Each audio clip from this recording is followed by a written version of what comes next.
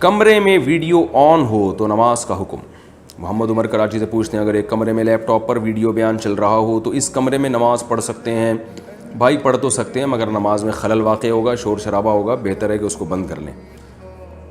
شادی کے لیے کتنی مالی استطاعت ضروری ہے؟ محمد عاصم، شادی کرنے کے لیے کتنی مالی استطاعت کا ہونا ضروری ہے؟ امام ابو حنیفہ رحمہ اللہ تعالیٰ کی وصیتوں میں ہے کہ پہلے کماؤ پھر شادی کرو، اس کا کیا مطلب ہے؟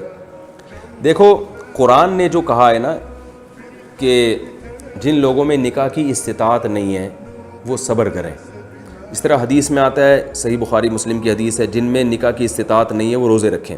تو استطاعت نہ ہونے کا مطلب یہ ہے کہ آپ کو کوئی رشتہ نہ مل رہا ہو، لڑکی نہ مل رہی ہو،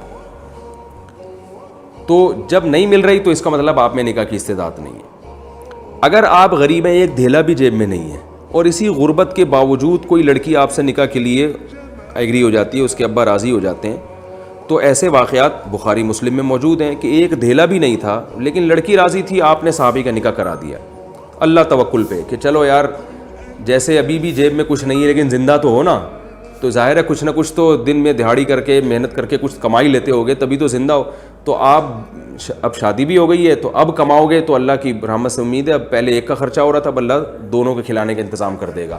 تو اصل تو اسلام میں یہ ہے کہ پیسوں کا ہونا ضروری نہیں ہے، لیکن لڑکی والوں کو یہ بالکل حق حاصل ہے کہ بھئی وہ ایسی جگہ شادی کر رہی ہے کہ وہ بہت زیادہ توکل کرنا پڑے گا اس کو۔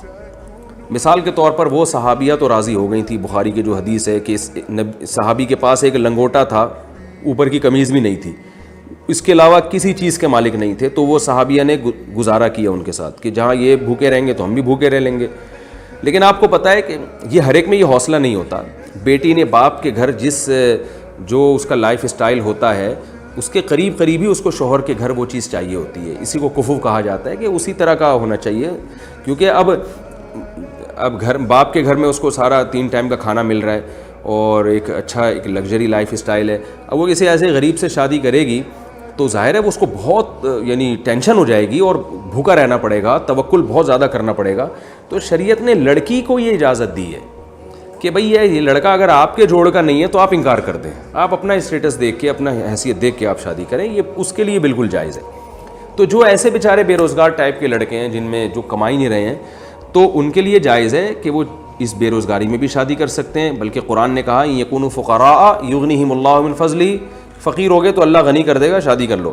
لیکن لڑکی کے لیے یہ نہیں ہے کہ وہ بھی کر لے، وہ توکل کی بھینٹ کیوں چڑھائے گی بھائی اپنے آپ کو، اس میں اتنا حوصلہ ہے یا نہیں ہے؟ اس کو کہا ہے کہ بھائی تم دیکھ لو، تمہیں اگر تگڑا مہر مل رہا ہے، تمہاری حیثیت کے مطابق مہر مل رہا ہے اور اس لڑکے میں تم سمجھتے ہو کہ کمانے کی طاقت ہے تو ٹھیک ہے، نہیں تو نہیں، تم کہیں اور شادی کرو۔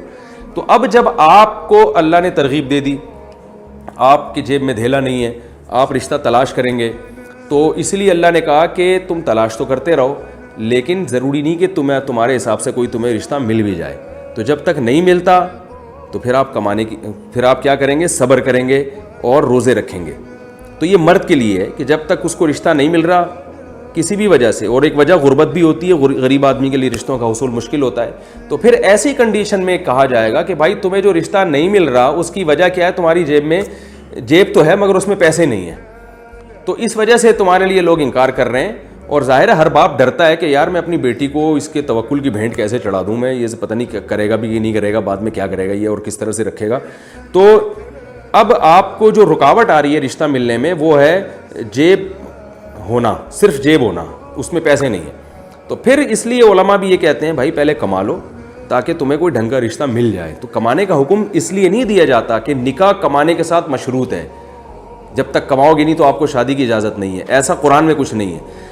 اس لیے حکم دیا جاتا ہے کہ تاکہ آپ کو آپ کے معیار کا رشتہ مل سکے اور آپ اس کے حقوق ادا کر سکیں، جو حقوق وہ آپ سے مانگ رہی ہے۔ تو وہ اس لیے کہا جاتا ہے کہ پہلے کماؤ، کیونکہ آپ نے کسی کو دھوکہ دیا، غلط شو کر دی اپنی آمدن، پھر شادی کریں گے تو ظاہر ہے بیگم پھر کیسے گزارا کرے گی؟ وہ کہے گی بھائی کہاں مجھے کچھ نہ کھانے کو ہے تمہارے پاس، اب تم تو صبح نکل جاتے ہو دہاڑی کر کے، کیا لے کر آتے ہو؟ ہم ڈبو کے چائے میں پاپے کھا رہے ہیں، میں تو اپنے ابا کے گھر ایسا نہیں کرتی تھی۔ تو لڑائیاں ہوں گی، اس لیے ایسے موقع پہ کہا جاتا ہے بھائی پہلے آپ اپنے کچھ کمائیں، جب آپ کی ارننگ ہوگی، پیسے آئیں گے تو پھر لوگ دیکھیں گے بھائی ماشاءاللہ کھاتا پیتا آدمی ہے، یہ گزارے لائق ہے، پھر اس حساب سے آپ کے لیے رشتے کا حصول آسان ہو جائے گا۔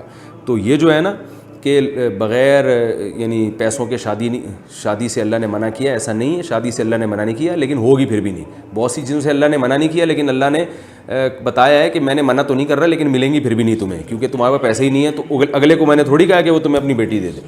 تو اس لیے کہا جاتا ہے، امام حنیفہ کی جو وصیت ہے وہ بھی اسی وجہ سے کہ پہلے کماؤ پھر شادی کرو، کیونکہ جب پہلے کماؤ گے تو پھر تمہیں رشتہ مل جائے گا، ڈھنگ کا رشتہ ملے گا، اور وہ تم سے جو ہے وہ پھر چخ نہیں ہوگی، گھر میں پخ نہیں ہوگی، اور لڑائیاں جھگڑے نہیں ہوں گے. ورنہ تم بھی توکل وہ بھی توکل، اور وہ پتہ نہیں توکل کر لے. تو جیسے نبی کی بیویوں نے توکل کیا، نبی کے پاس تو کچھ بھی نہیں تھا، وہ 40 دن نبی کے ساتھ بھوکی رہ جاتی تھیں، تو ٹھیک ہے. لیکن آپ کو مارکیٹ میں آج کل ایسی خاتون ملیں گی نہیں کہ آپ صبح اٹھیں تو بیگم آج کھانے کو کچھ نہیں ہے، چلو اللہ پہ توکل کرتے ہیں، شام کو اللہ نے چاہ تو کچھ انتظام ہو جائے گا، ورنہ روزہ رکھ لیتے ہیں. تو ایسی خواتین مارکیٹ سے شارٹ ہے آج کل. نبی صلی اللہ علیہ وسلم جب گھر میں آتے، امی عائشہ سے پوچھتے کچھ کھانے کو ہے، اگر بتاتی ہیں تو کھا لیتے، بتاتی نہیں ہیں تو آپ فرماتے چلو میں نے روزے کی نیت کر لی. تو آپ کو ایسی لڑکی ملے گی کہاں سے کہ آپ جو صبح گھر پہ آئیں گے اور بیگم سے بولیں گے بیگم کچھ کھانے کو ہے، وہ جواب میں کہے کہ نہیں، آپ کہیں چلو ہم دونوں روزہ رکھتے ہیں، بیگم کہے ماشاءاللہ میرا میاں کتنا نیک ہے، آپ کا سرکار آپ کا روزہ ہے تو چلیں میرا بھی روزہ ہے. اگر ایسا کوئی مل جائے تو ٹھیک ہے، لیکن ہوگا کیا؟ آپ جب گھر آئیں گے آپ کہیں گے بیگم کھانے کو ہے، تو وہ اٹھا کے بیلن مارے گی آپ کے سر پہ بولے گی کچھ راشن لا کے دیا ہے تو جو پوچھ رہے ہو جو کھانے کو ہے. تو جو ہے نا وہ اپنے حساب سے دیکھ کے کہا جاتا ہے کہ اس لیے پھر علماء بھی کہتے ہیں کہ بھئی پہلے کچھ کما لو، کچھ اسٹیبل ہو جاؤ، تاکہ یہ لڑائیاں بیلن گھر میں نہ چلیں.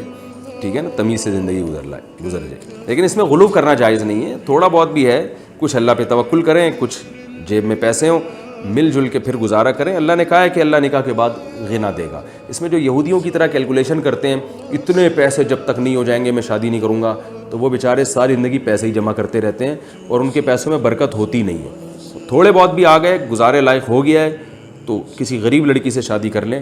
اللہ تعالیٰ کا وعدہ ہے کہ میں انشاءاللہ برکت دوں گا. پھر بھی برکت نہیں ہو رہی تو یہ آپ کا اپنا قصور ہے، اللہ کی طرف سے نہیں ہے یہ. اور یقین کر لیں اگر نکاح نہ ہوتا تو اس سے بھی جاتے.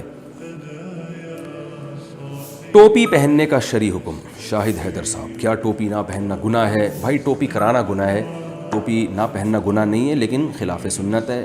مسلمان معاشرے میں نبی صلی اللہ علیہ وسلم، صحابہ، تابعین اور صدیوں سے علماء صلحاء سب سر کو ڈھانپتے ہی آئے ہیں. اس لیے مسلمان کے لیے افضل یہی ہے کہ وہ سر کو ڈھانپا کرے، لیکن فرض واجب نہیں ہے.